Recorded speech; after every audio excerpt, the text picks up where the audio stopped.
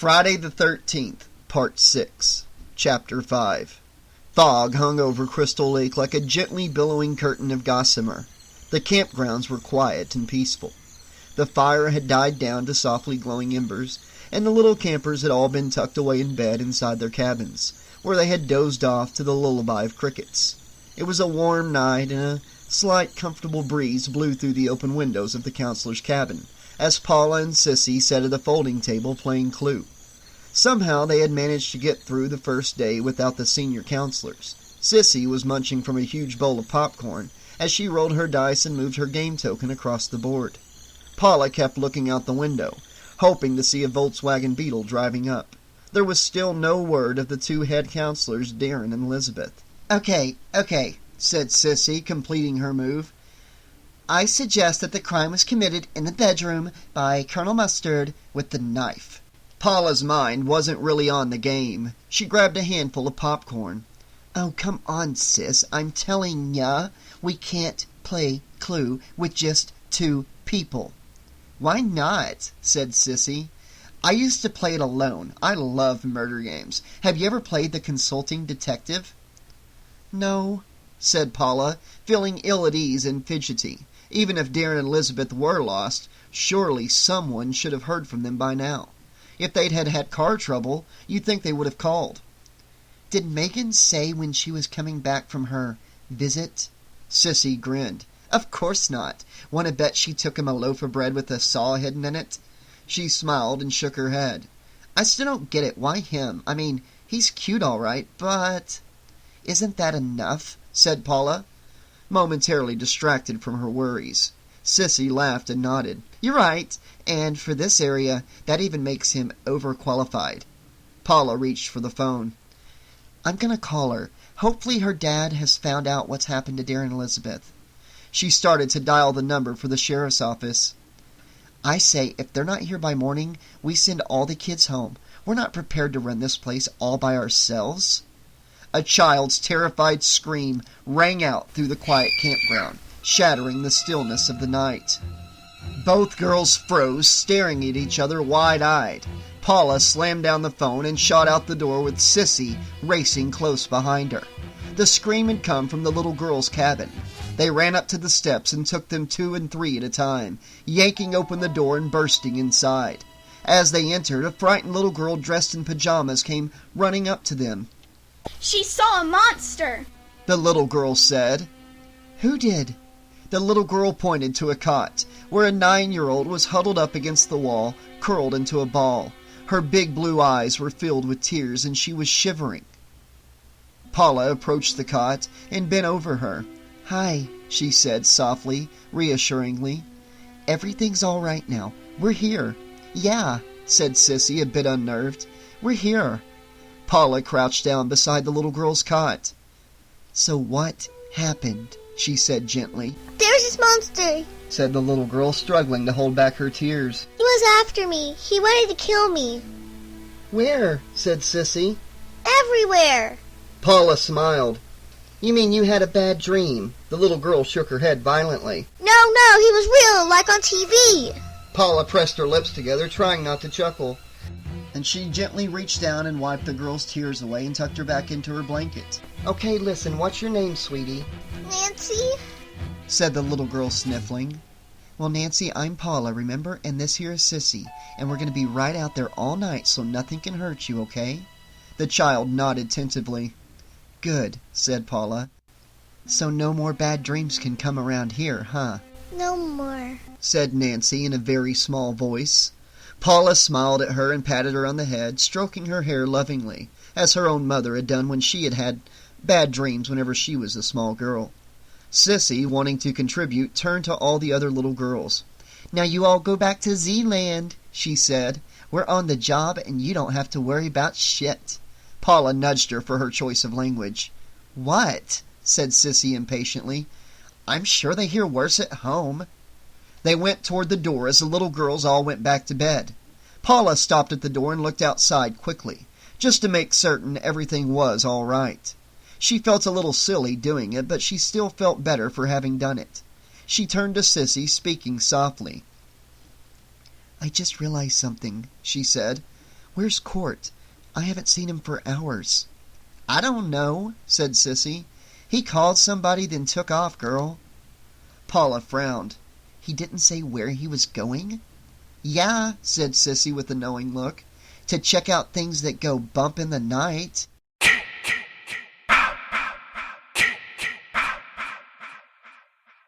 The RV reverberated with the blasting sound of rock music at full volume. In the heavy fog, the bright lights from the windows of the motorhome beamed out like lasers at a rock concert.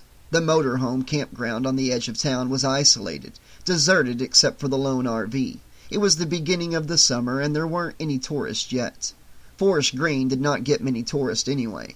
It was a small, quiet town where nothing much ever seemed to happen. Something Nicky had been only too well aware of. The town was dead.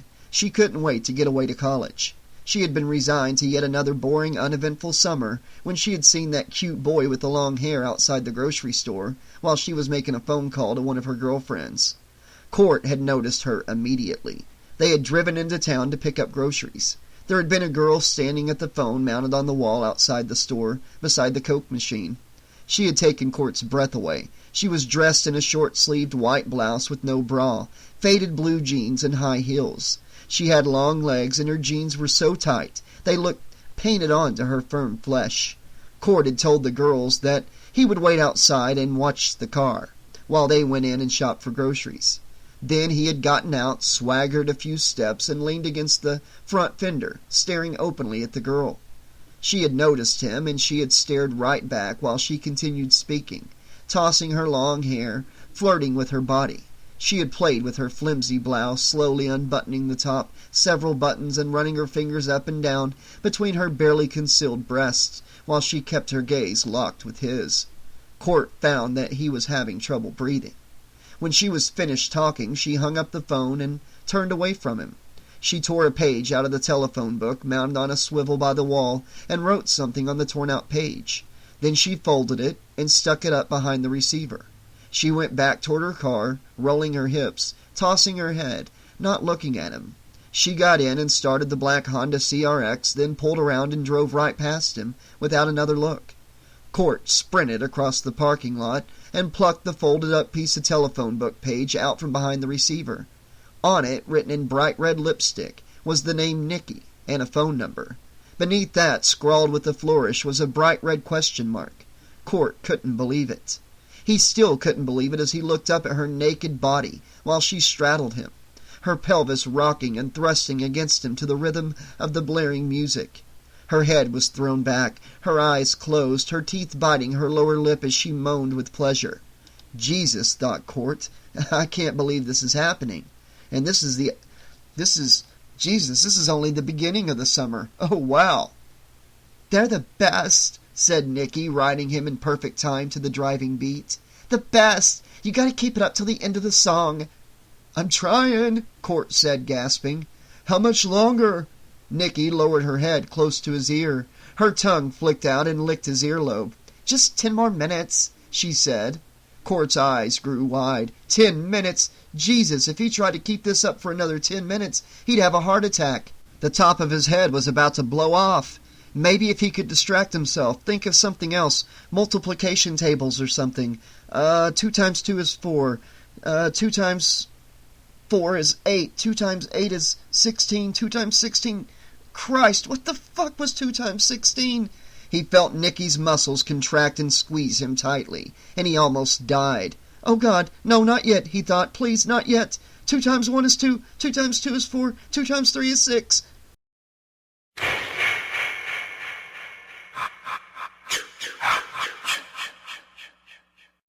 Jason stood on the edge of the motorhome campground watching the swaying RV. The driving heavy metal music was echoing through the deserted, shadowy parking lot.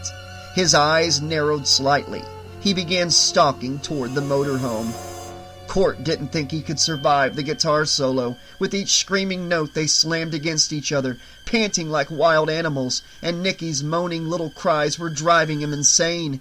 Court didn't know if he could last much longer. He was on the very edge. Christ, he thought, thank God this isn't a Grateful Dead tape.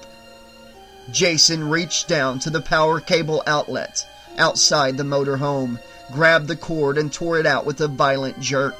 The cord broke, leaving the plug sparking in the outlet. The music coming from inside the RV ceased instantly, and all the lights went out. "Oh, fuck!" said Nicky. "Oh, yeah," moaned Court. "Wait a second. Oh, Court, you didn't already." "I thought that was the end of the song." "Great," said Nicky, frustrated, her mood ruined. "Just great." She got off the bed and put on her coat, stumbling through the RV in the darkness, groping for the AC power switch. "If this thing is burned out," she said, "friggin' Horace will ground my ass." Court sat up. "Who's Horace?" "My friggin' stepfather, an asshole in residence," said Nicky in a disgusted tone. She flipped the switch several times with no result. She went to the window, pressed her face against it, and looked out, trying to see the power outlet. In the moonlight, she saw the power cord lying on the ground below. "How did that happen?" she said. Court pulled the blankets up around himself. "What?" "Go out and plug the cord back in," she said. "What? Who pulled it out?" said Court. Nicky brushed past him. "Smokey the friggin' Bear, I don't know, just go do it." Court sighed and started getting dressed. God, he thought, this girl is beautiful and dynamite in the sack. But she is also a pain in the fucking ass. He buttoned up and headed toward the door. He opened it cautiously and poked his head out, looking around. The motorhome was surrounded by thick mist, and the night air had turned cold. Ominous black storm clouds gathered across the sky. "Will you hurry up?" Nicky snapped from behind him. "I gotta get this back before Horace finds out I took it." All right, said Court, jumping out. He walked around the RV, looking all around him, suddenly nervous about being all alone out in the middle of nowhere. If somebody was playing games here, it wasn't very funny. He found the power cord and picked it up, staring out into the drifting fog. Without looking at it, he reached down to plug it back in, and then he noticed the frayed end and the torn-out plug still stuck in the socket. His breath came out in a sharp hiss. "What the hell?" He turned around and knocked into a body right behind him in the dark, and he jumped away in fear. It was Nicky. "What are you doing?" she said, irritated. Then she saw the cord.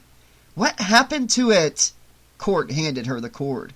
"I don't know," he said, caught in a wave of fear. "But unless you want to look exactly like it, I say we make this place a memory, babe." He headed back to the door. Nicky looked at the torn cord in her hands. Then she looked up and started out into the fog. She couldn't see more than a few feet in front of her. She gulped and hurried after Court. He was standing in the door of the RV, looking out into the fog. "I think someone's out there," he said nervously. He suddenly remembered that guy back in the sheriff's office. "What if it's Jason?" Nicky looked back over her shoulder fearfully. The quiet woods suddenly seemed threatening. She imagined she saw shapes standing out there in the fog. "I don't want to know," she said, pushing Court into the motorhome and hurrying inside after him. She slammed the door shut and locked it. Court jumped into the driver's seat and reached for the ignition.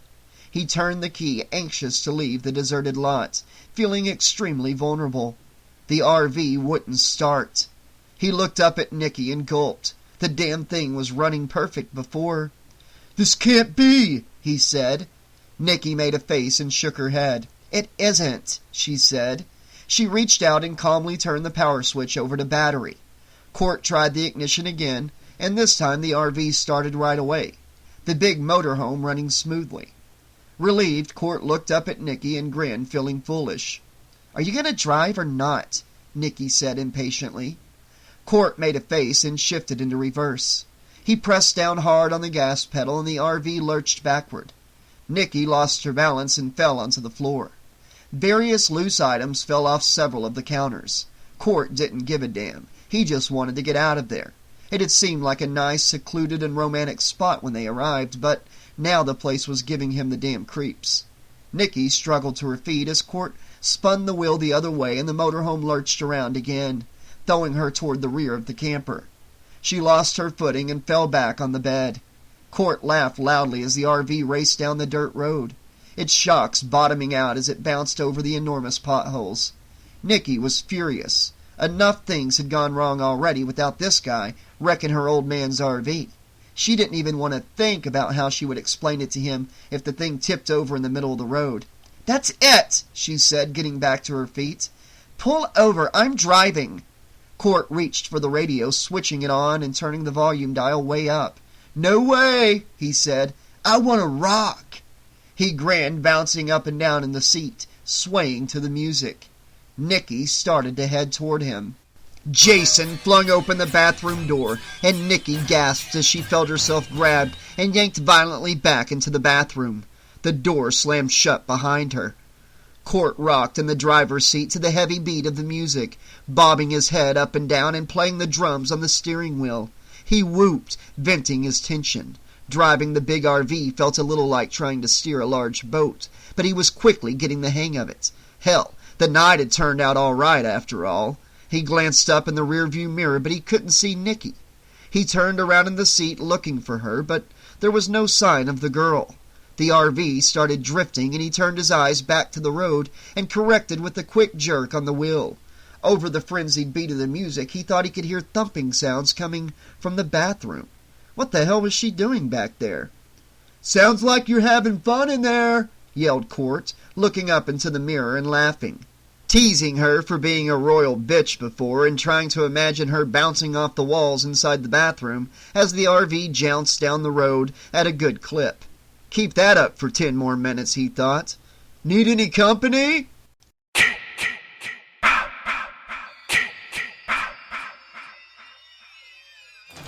Nikki struggled, trying to scream, twisting in vain to get away from the terrifying figure in the hockey mask. But there was nowhere to go. She was trapped in the tiny bathroom, and there was no escape. She felt the incredibly powerful hands grab her head and jerk it around. She saw the wall coming toward her, and she opened her mouth to scream. Her face struck the wall with unbelievable force. She felt a brief white heat of agony as her teeth shattered and her mouth filled with a wash of blood. The bones of her face cracked, splintered, and collapsed.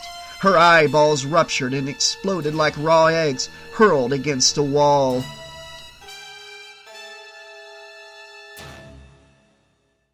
Court looked back into the rearview mirror, still bobbing his head to the beat. "Hey, what are you doing, taking a dump? How about if I come back and snatch a peek, or, vice versa?" He cackled with amusement, feeling full of himself. Bounce her around in there a bit, he thought. Let her know who's in charge around here. Gotta get these things straightened out right from the beginning, or they'll be walking all over you and ordering you around before you know it. Not this kid, he thought. No way. Ain't no local talent gonna get me by the balls. He slammed his palm on the steering wheel repeatedly, pounding out the beat of the song. God damn, he thought, but she's a hell of a hot piece of ass. Might not be such a bad summer after all. The DJ segued into another record, and Court recognized the opening chords of one of his favorite heavy metal power trios launching into their latest hit. He reached for the volume dial and cranked it. "All right, yo, Nikki, listen to this!" He looked up into the rearview mirror, a broad grin on his face, and his smile froze as he saw the white hockey mask reflected in the mirror. The jagged survival knife raised high, the burning eyes staring down at him. He recoiled in horror and felt Jason's hands grabbing his long hair, jerking his head back with a snap.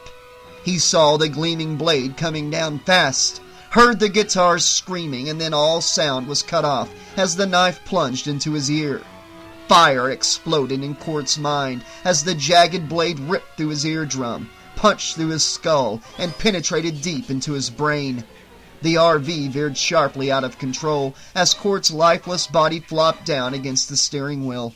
It flew off the road and plunged into the forest, smashing through the brush, tipping over, motor screaming. It crashed on its side and went sliding through the trees, shearing off branches with the prolonged shriek of tearing aluminum and the groan of bending steel.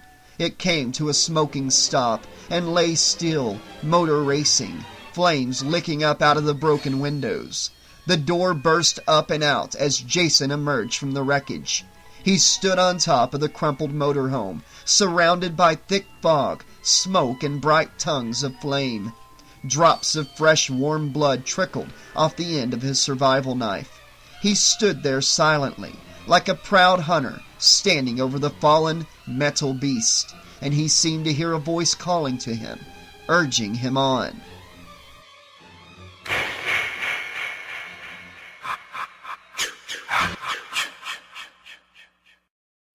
"What makes you so high and mighty?" Garris said, almost shouting.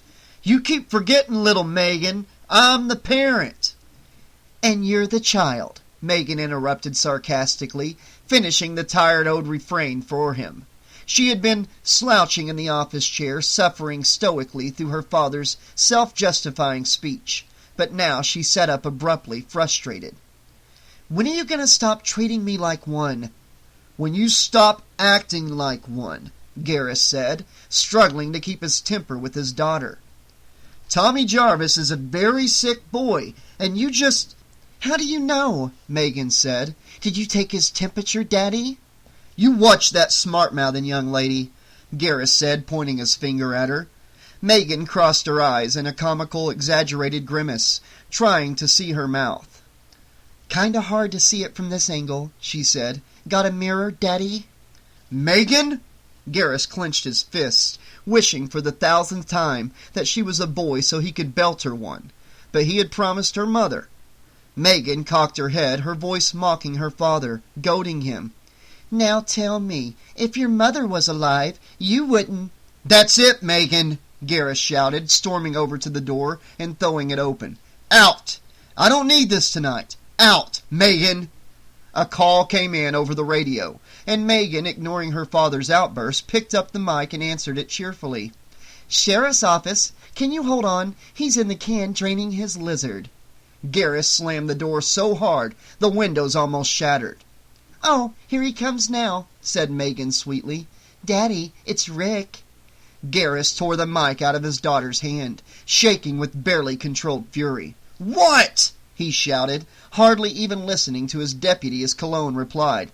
"What? What kind of problem?" Deputy Rick Cologne stood outside his squad car talking into the mic, staring fearfully at the battered Volkswagen, at the corpse of Elizabeth floating in the ditch beside it, the head driven underwater by an iron spear. "You better get down here," Cologne said tensely. "I found what's left of those two counselors. Looks like someone did them in using Jason's old M.O. Garris closed his eyes. His breath escaped in a heavy sigh. Jesus, he thought, rubbing his face wearily. Jesus, Jesus, Jesus. I knew I should have done something about that son of a... He took a deep breath, trying to steady his ragged nerves. "Where are you?" "Right. I'm on my way." "What? What's going on?" said Megan, seeing the expression on her father's face, feeling suddenly concerned. She knew that something terrible had happened. "Seems your boyfriend wants people to believe Jason has returned," Garris said savagely. Maybe now Megan would listen to him. But damn it, he thought, why did it have to take something like this for her to realize that he always had her best interest at heart? "I thought Jason was just a legend," Megan said. "He is," said Garris. "Only Tommy wants to prove the legend is true." He picked up his rifle. "You stay put, and I'm not kidding." He rushed outside. Megan stood staring after him. She shook her head. She had never seen her father look that way before. She had seen him lose his temper with her hundreds of times, but this was something different. While he had listened to Rick Cologne, something seemed to have gone out of him, and then his face had become cold and very hard. That deadly expression had frightened her. What had Tommy done? She walked over to her father's chair and sat down at his desk. Something wasn't right. She just couldn't believe Tommy could do anything crazy, as her father seemed to think. Her father had always believed any boy she was interested in to be capable of anything. He had scared them off before with his bullying tactics, but this was different. This time he really seemed to mean it. Something must have happened, but what? She leaned back in the chair and put her feet up on the desk. The phone rang and startled her, causing her to overbalance. The chair tipped backward and she fell crashing to the floor. Feeling foolish and thankful she was alone, she got up and answered the phone, laughing at herself. "Sheriff's office." "No, I'm sorry, he's not in at the moment. Can I take a message?" This is Tommy Jarvis. Tell the sheriff. Megan was instantly alert. She tried to make her voice sound casual. Oh, hi. This is Megan, his daughter. Remember I met you this morning? Yeah, hi, said Tommy. Listen, I've got to talk to your dad about Jason. I've got a plan. I'll need to buy some things first, but mainly I need help to... Tommy, Megan said, interrupting him. My father is out looking for you right now. Something happened tonight and he's sure you're responsible. If he finds you, he'll... I have a very good idea what could happen, Tommy said, remembering the sheriff's threat. He no longer cared. He wasn't going to let Garris intimidate him. The sheriff's stubborn refusal to believe him was endangering other people. It had probably already cost some lives by the sound of things. He was going to make the big cop believe him no matter what it took. Garris had to see that Tommy was telling the truth before it was too late. Megan, Jason is out there, he said. I'm positive he's heading back to the camp. He's gonna keep on killing until... I'll pick you up, said Megan, making a sudden decision. Where are you? Tommy was shocked. What? It's the only way, Megan said. My father will nail you in a second in your car. Where are you? Tommy looked around wildly. He was at a public telephone outside a gas station that was currently closed. Everything was dark. The only illumination came from the light over the phone and the headlights of his pickup truck. He squinted, trying to read the sign. Howie's service station and feedback shop. I think it's... I know where it is, said Megan. See you in a half hour. She hung up. Tommy replaced the receiver on its cradle and left the phone booth. He looked around, shivering, and zipped up his jacket. Christ, he thought, maybe I am crazy. It's bad enough going back to face that redneck cop, knowing what he wants to do to me, but involving his daughter in this thing? He shook his head. Maybe she was crazy, Tommy thought. Hell, maybe we're both crazy. I saw a dead man get up out of his grave, and she's putting her own ass on the line to help a guy she met in her father's jail cell. She had no reason to trust him, but then he had no reason to trust her either. How did he know she wasn't going to lead the cops right to him? No, he thought she wouldn't do that. He couldn't explain how he knew it, but he did. You had to trust people sometimes. You had to go by your gut instincts. You had to take a gamble and give people a chance, especially if you wanted them to take a gamble and give you a chance. You could go around acting paranoid and not trusting anybody, but if you were always looking to get shafted, you'd wind up just like Megan's father, Tommy thought. I would have to live thinking the worst of everybody, always suspicious, blind to the good in people. She's willing to take a chance on me, thought Tommy. The least I can do is take the same chance on her. She wasn't like her father, and maybe, with Megan on his side, he'd finally be able to make Sheriff Garris listen. He had to. He was going to have to trust someone because he needed help. And he suddenly realized just how much he wanted to see her again. He snorted. Great, he thought. That's all I need to have a thing for the sheriff's daughter. Now there's a relationship that's really got a chance, right? But then again, maybe none of them had much of a chance now. Not with Jason on the loose again.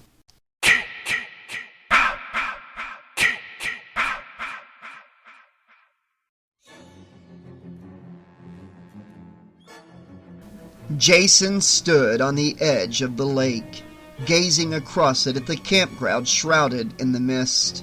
It looked different somehow, but he was sure it was the same place. He could feel it. Savage, random images flickered through his twisted mind. He remembered splashing desperately in the water, gasping for breath, sinking, feeling water rush into his lungs.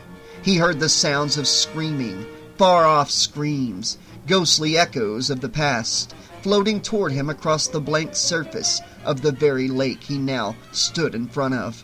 He saw vaguely familiar faces, twisted in grimaces of terror, bodies leaking life, limbs severed, heads rolling in the dirt. Blood. Blood everywhere. The still water of Crystal Lake rippled as he gazed at it. It boiled with blood. The mist became a red haze. His fingers closed around the hilt of the blood-stained machete, and he started to prowl along the shore, heading toward the camp.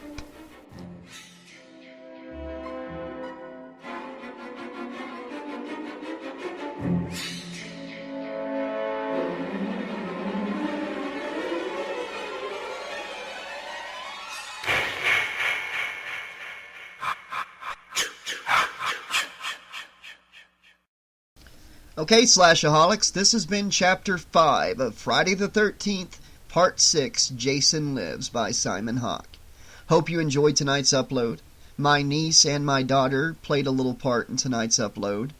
My daughter Alexis is playing the part of Nancy, and my niece Stormy did the voice of the girl that told Paula and Sissy that Nancy had seen a monster. So I just wanted to give them a quick shout out there. I think they did a good job. And Alexis has already recorded the lines for Nancy for the rest of the book, so I'm looking forward to working that in. Anyways, guys, right back into what I've been saying about this book all along is Simon Hawke does an amazing job of taking the movie and making the novelization not just a carbon copy, but making the novelization its own being, its own thing. And he does it in such a great way with his writing.